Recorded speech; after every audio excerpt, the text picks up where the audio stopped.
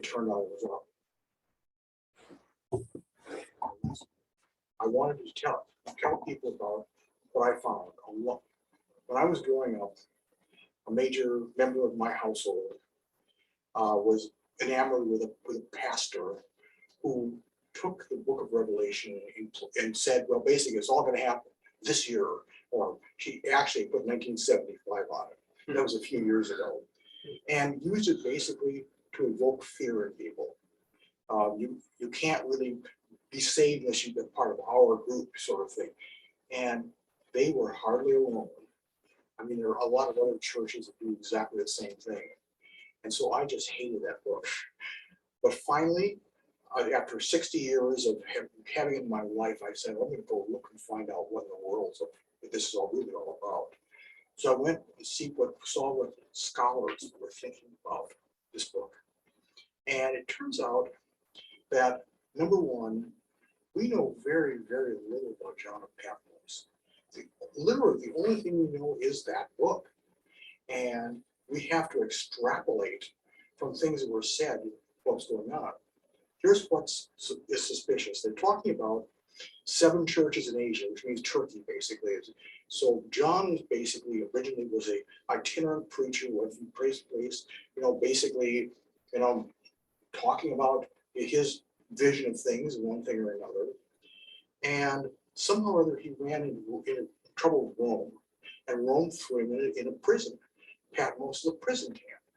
And in that he had his vision, i.e., we think what the whole thing is a coded message of hope to the people he'd been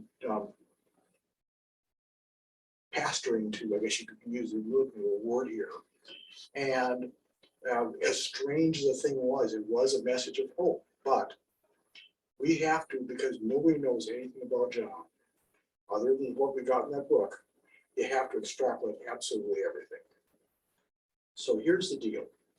It looks like, inferentially, the whole book was basically a hidden coded message that, with all these strange images and things in it, this great war, which basically was a war against Rome. When they talk in there about virgins, they aren't talking about a social status or anything like that. They're talking about people who are staying. John was a true, devout Jew. He wanted people to stay Jewish. He didn't want them to be sucked into Rome's orbit with all their economic and their cultural stuff. And he tried to get people to say, he said, basically he was saying the only way you can get into Christ's kingdom is to stay a Jew and a devout Jew and stay out of their orbit. All the other symbolism in there, the various places it came from, that stuff we saw and heard this morning with having to do with the lesson, was all extrapolated from the Old Testament. There is very, very, very similar imagery that used in Ezekiel and Daniel.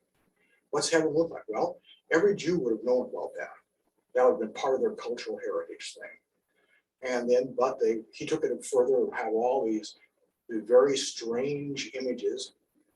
And things like, one of the things a lot of people point to is that the famous 666, that people, again, people who are trying to manipulate you through fear tend to bring out and trot out every once in a while, was basically a thing called gematria. Gematria is a way of hiding what you want to say by giving a number to a letter pattern. And the letter pattern the 666 comes up to is the Caesar Nero.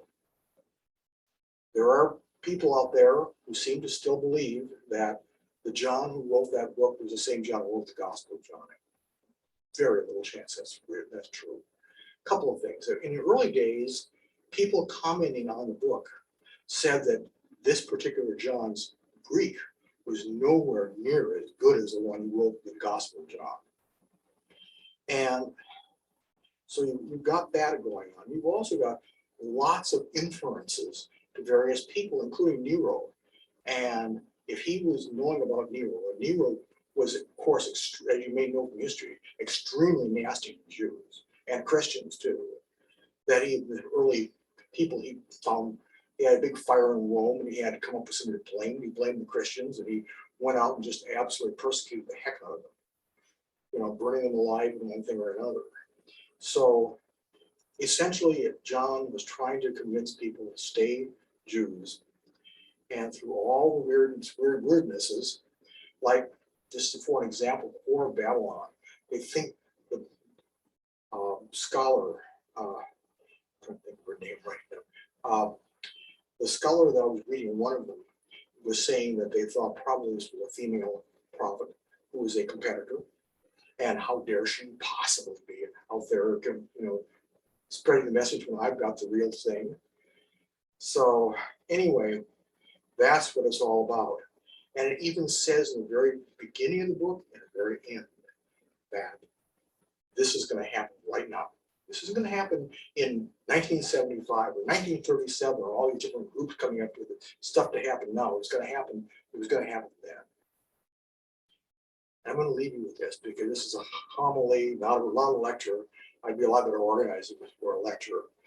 But Jesus has a comment in Luke. And his comment in Luke 17, 20 and 21 says, and the Pharisees came and asked him, when will we see the kingdom of God? And his first comment is, you won't see it. So it won't be some big, huge cosmic event with all these wars and battles and all the stuff that the book of Revelation postulates. He said, basically, he said, the kingdom of God is within. And that's where we're coming from. We believe that we're working on ourselves individually. This is not about being part of a group. We have a group to help spread the message, to share thoughts and ideas with people. But the only thing we're doing here is we're trying to create an environment that can help you in your own spiritual path, because we assume it's an individual path. It's not, as I call it, the belief cattle car, where every guy one gets shoved into the same belief business. So with that, I will leave you and talk to you later.